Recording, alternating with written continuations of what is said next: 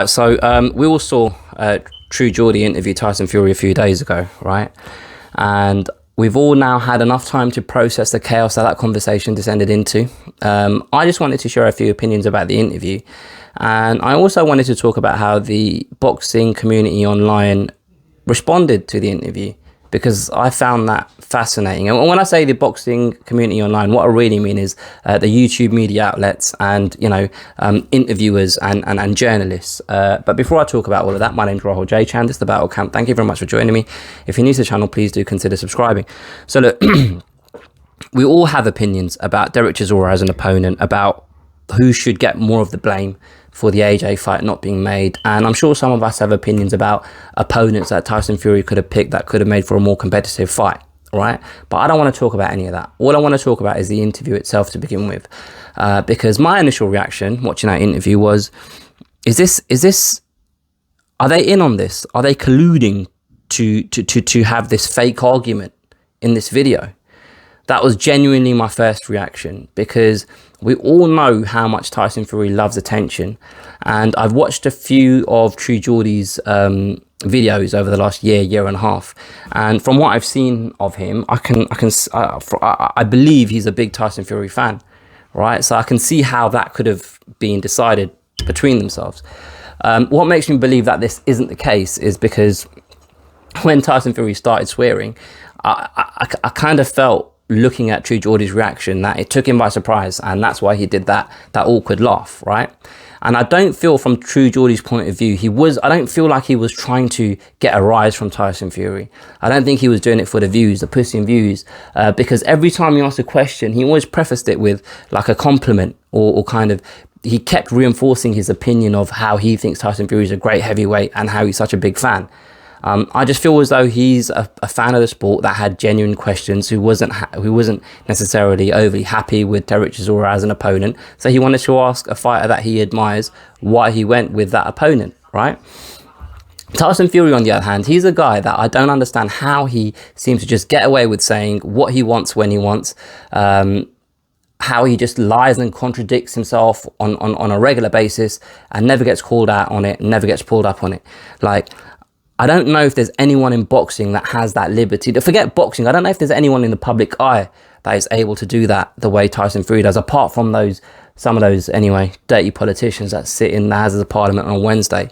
Like, those are the only other people that get away with lying the way Tyson Fury does, right? He did it in this interview. He did it in this same interview. He said he's fighting Derek Chisora because it's a history-making fight, because he'll be the first heavyweight ever to have 2 trilogies with 2 different fighters. And then literally a couple of minutes later, he comes out and says, when True Geordie asked him about his legacy and wouldn't he want to fight a more competitive fight for his legacy, Tyson Fury said, I don't care about I don't care about legacy. I don't care what people think about me. So then why are you having this history-making fight then? Do you know what I mean? He contradicted himself in this interview. But my biggest takeaway from the interview itself was, oh, that's just Tyson Fury doing Tyson Fury things. I've seen him lose his ragging in interviews before. I've seen him get angry in the public domain before.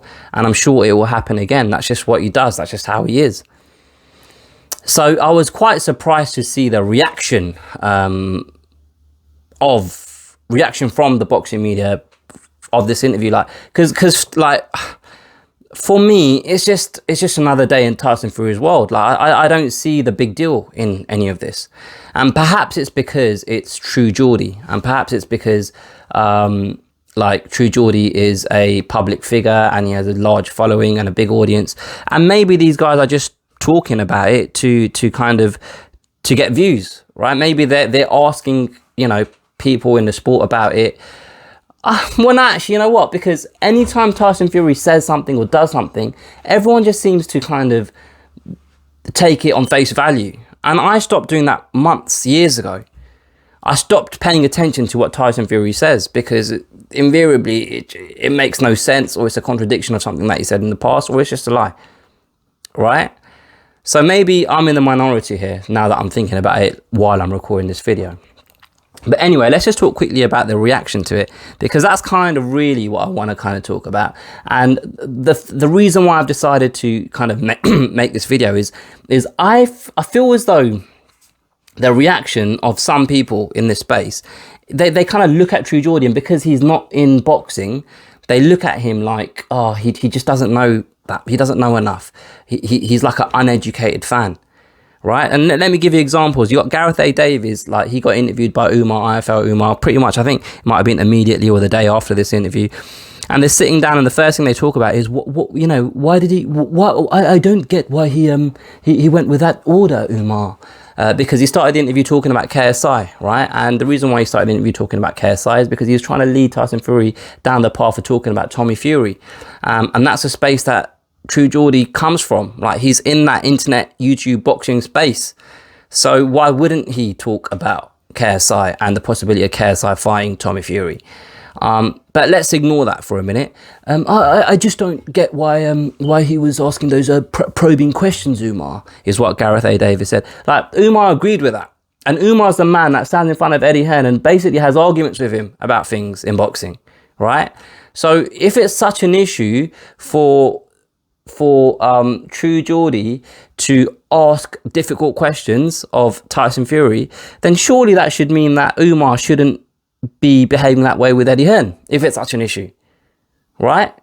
Because you can't do one thing and say another. It don't make sense. But the thing that really, really, really annoys me about some of these people in boxing media is just because you're in that space, it doesn't necessarily mean you know better, because they contradict themselves in this very piece. They start off talking about how, oh, you know, Derek Chisora is a reasonable opponent because, you know, he'll help sell tickets, he'll put bums on seats. And in the same interview, in the same piece, you'll see him talk about how, oh no, you know, Tyson Fury just needed an opponent. This is the Tyson Fury show. I've heard them say this many times before. So if there's just a Tyson Fury show and we just needed an opponent, then why not go with someone more competitive than Derek Chisora? Why not go? It's not even about the competitiveness at this point for me. It's just more about having something different. Let's just have something different. Let's not just have someone that we've seen you beat easily before. I've seen Umar try his best to justify Derek Chisora as an opponent, and it might be because he's friends with Derek Chisora. I think it's more because he has some sort of loyalty towards Frank Warren and Tyson Fury. But the reason why I'm saying all of this is the reaction to this interview wasn't, okay, well, I can see why True Geordie asked these questions, and I can see why Tyson Fury lost his rag, because that's just what he does, right? It was kind of looking down on True Geordie, and that's what really kind of got me. Not that I'm a big True Geordie fan. Like, I'm not a fan of his, really. Like, I do watch his videos. He's grown on me, if I'm honest with you, over the last year or so, because I actually watch more of his videos that he does with his few mates about football. And the way he kind of assesses Arsenal and how we've improved over the last year or so, I feel like, okay, look, I don't agree with everything you say, but at least I can understand your process, how you've kind of come to this conclusion. Like, there's other people that sit around that table. I'm looking at you, Rory, the Chelsea fan, mutton dressed as lamb, because he uses fancy words, but when you actually dissect what he's saying, it's all a load of bollocks. He's saying nothing. And he's another one of them that contradict themselves all the time. But I'm going off on a tangent here. But the reason why I'm saying all of this is True Geordie. Like, I've started watching more of True Geordie because even if I don't agree with him, I can see where he's coming from. And when I first saw him talk about boxing or MMA, that wasn't the case. I'd watch it for about a minute or two, and I'd be like, oh mate, fucking, you're talking bollocks, and turn it off. He's improved a lot in the way he interviews people. I think he conducted this interview really, really well. And the reason why I'm banging on about him right now is because he doesn't need any of this. He doesn't need the boxing world. Like, he operates in a totally different space. So he has liberty to say what he wants and share his actual opinion. The same way Simon Jordan does against, you know, when he's talking about Eddie Hearn. Like, they don't care. They can just say how they feel because there's no repercussions. And then you've got people within the sport itself looking down on the True Geordies of this world because their mate got rattled. And that's what it boils down to. And then they share their own opinions, and you think back and you think to yourself, hold on a minute, you're fucking talking shit. So why should I listen to what you're saying? Anyway, that's how I feel about the interview itself, and more so about the reaction, the fallout to it. I hope I didn't kind of drag on too long. I feel like I kind of went off on too many tangents. I'm reviewing my own video during the video, which isn't really how you should do this. You can see I'm not a very experienced person on YouTube, but I do try. I've got myself to 1,000 subscribers, so thank you everyone for subscribing. I really appreciate it. I'd love some more though. I'd love some more love, so feel free to hit the subscribe button. I'm gonna go and watch the Arsenal beat FC Zurich now, and I'll catch you guys. Oh, sorry. See, I told you I'm not good at YouTube. Put comments below. Anything that I've said that you don't agree with, feel free to talk to me about it in the comments. Anything that you do agree with, feel free to tell me. Anything that I haven't even mentioned that you think is a good thing to think about in the context of this subject, feel free to share it below. Share this video if you enjoyed it. And I've already said, please subscribe. I need more subscribers. But yeah, I'll catch you guys next time. Thanks for watching.